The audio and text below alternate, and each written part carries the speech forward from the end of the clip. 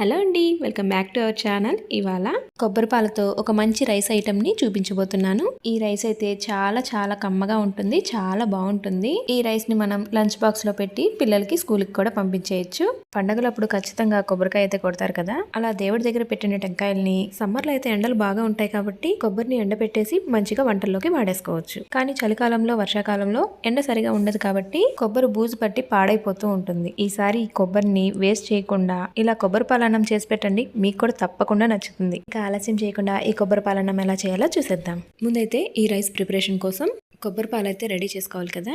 అందుకోసం 2 medium size కొబ్బరికాయలను తీసుకొని వాటి నుండి కొబ్బరిని సపరేట్ చేసి ఇలా చిన్న చిన్న ముక్కలుగా కట్ చేసుకోవాలి. ఇలా చిన్న ముక్కలుగా కట్ చేసుకోవడం వల్ల మనం మిక్సీలో వేసినప్పుడు బాగా మెత్తగా మెదిగి కొబ్బరి పాలు ఈజీగా వచ్చేస్తాయి అన్నమాట. ఇప్పుడు ఒక మిక్సీ జార్ తీసుకొని కట్ చేసి పెట్టుకున్న కొబ్బరి ముక్కల్ని ఇందులో వేసి వాటర్ వేయకుండా చూపిస్తున్న విధంగా బరకగా గ్రైండ్ చేసిన తర్వాత 1 గ్లాస్ వాటర్ యాడ్ చేసి కొబ్బరిని మొత్తం బాగా మెత్తగా గ్రైండ్ చేసుకోవాలి. ఇప్పుడు కొబ్బరి పాలని సపరేట్ చేయడం కోసం ఇలాంటి ఒక పెద్ద స్ట్రైనర్ కానీ లేదంటే పల్చగా ఉన్న కాటన్ క్లాత్ ని కానీ యూజ్ చేసి పాలు మొత్తం కొబ్బరి నుండి సపరేట్ అయ్యే వరకు చూపిస్తున్న విధంగా గరిటతో ఇలా ప్రెస్ చేస్తూ ఉన్నట్లయితే పాలు మొత్తం ఇలా సపరేట్ అయిపోతాయి. ఇలా పాలు మొత్తాన్ని సపరేట్ చేశాక మళ్ళీ ఇంకోసారి మిక్సీలోకి వేసి మరో గ్లాస్ వాటర్ పోసి బాగా మెత్తగా మిక్సీ పట్టి సేమ్ ఇదే ప్రాసెస్ లో కొబ్బరి పాలన్నిటిని తీసి పక్కన పెట్టుకోవాలి. ఈ రెసిపీకి కావాల్సిన మెయిన్ ఇంగ్రీడియంట్ కొబ్బరి పాలు అయితే రెడీ అయిపోయాయి. ఇక నెక్స్ట్ ప్రాసెస్ ఏంటో చూసేద్దాం. ఇక్కడ నేను 2 మీడియం సైజ్ ఉల్లిపాయల్ని సన్న ముక్కలుగా కట్ చేసి సన్నగా తరిగిన కొత్తిమీర, పుదీనాతో పాటు ఒక 6-7 పచ్చిమిర్చిని కట్ చేసి పక్కన పెట్టుకోవాలి. ఇప్పుడు స్టవ్ ఆన్ చేసి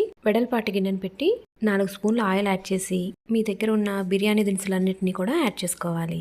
ఇప్పుడు మనం యాడ్ చేసిన బిర్యానీ దినుసుల వల్ల రైస్కి అయితే మంచి ఫ్లేవర్ యాడ్ అవుతుంది. అలాగే ఇందులో మనం గరం మసాలా, జీరా ఇలాంటి పౌడర్లు ఏమీ యాడ్ చేయాల్సిన అవసరం కూడా లేదు. ఇవి కాస్త వేగిన తర్వాత ఉల్లిపాయ, పచ్చిమిర్చిని వేసి మంచి గోల్డెన్ కలర్ వచ్చే వరకు ఫ్రై చేసుకోవాలి. ఇక్కడ నేను ఫాలో అయ్యే చిన్న చిన్న చిట్కాలను కూడా షేర్ చేస్తాను, వాటిని కూడా మీరు తప్పకుండా ఫాలో అవ్వండి. చూసారు కదా, ఉల్లిపాయలన్నీ వేగి ఇలా మంచి కలర్ వచ్చిన తర్వాత 1.5 స్పూన్ అల్లం వెల్లుల్లి పేస్ట్ ని కూడా యాడ్ చేసి అల్లం వెల్లుల్లి పచ్చివాసన పోయే వరకు మంచిగా ఫ్రై చేసుకోవాలి. మనం ఈ రైస్ ని కుక్కర్ లో కూడా ఈజీగా చేసేసుకోవచ్చు.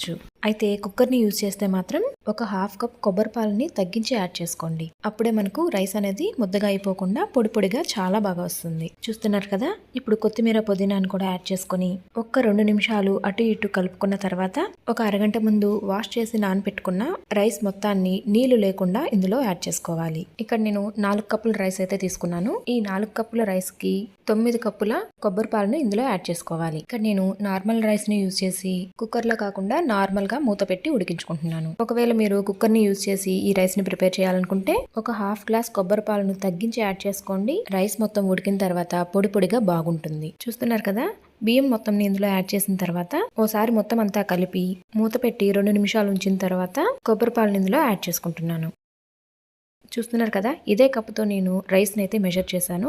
అలాగే ఇప్పుడు కొబ్బరి పాలను కూడా ఇదే కప్పుతో మెజర్ చేసుకుని ఇందులో యాడ్ చేసుకోవాలి. ఇక్కడ మనకి ఒక 1 గ్లాస్ వరకు కొబ్బరి పాలు తగ్గాయి అనుకోండి. అరే 1 గ్లాస్ కొబ్బరి పాలు తగ్గాయి అనే కంగారు ఏం అవసరం లేకుండా ఆ 1 గ్లాస్ కొబ్బరి పాలకు గాను 1 గ్లాస్ వాటర్ యాడ్ చేసుకుంటే ఎగ్జాక్ట్ గా సరిపోతుంది. చూసారు కదా, కొబ్బరి పాలు మొత్తాన్ని యాడ్ చేసిన తర్వాత ఓసారి మొత్తం అంతా కలుపుకొని రుచికి సరిపడా సాల్ట్ ని ఇందులో యాడ్ చేసుకోవాలి. ఇప్పుడు మళ్ళీ ఓసారి మొత్తం అంతా కలుపుకొని మూత పెట్టి ఒక పొంగు వచ్చే వరకు ఉడికించుకున్న తర్వాత మూత ఓపెన్ చేసి గరిటతో ఒకసారి మొత్తం అంతా కలుపుకొని ఫ్లేమ్ ని సిమ్ లో పెట్టి 15 నుంచి 20 నిమిషాల వరకు మూత పెట్టి ఉడికించుకోవాలి. ఇలా ఉడికించేటప్పుడు 1-2 సార్లు మధ్య మధ్యలో ఓసారి గరిటతో కలుపుకున్నట్లయితే అడుగంటకుండా చాలా చక్కగా వస్తుంది. చూస్తున్నారు కదా, 15 నిమిషాల తర్వాత మూత ఓపెన్ చేసి చూపిస్తున్నాను చూడండి. రైస్ ఎంత పొడి పొడిలాడుతూ ఎంత చక్కగా వచ్చిందో కదా. టేస్ట్ కూడా చాలా బాగా వచ్చింది. ఖచ్చితంగా మీరు ఒకసారి ట్రై చేసి చూడాల్సిన రెసిపీ ఇదైతే. మరి ఈ వీడియో కనుక మీకు నచ్చినట్లయితే లైక్ చేసి, షేర్ చేసి, సబ్స్క్రైబ్ చేసి పక్కనే ఉన్న బెల్ ఐకాన్ ని క్లిక్ చేయండి. మరో మంచి వీడియోతో మళ్ళీ కలుద్దాం.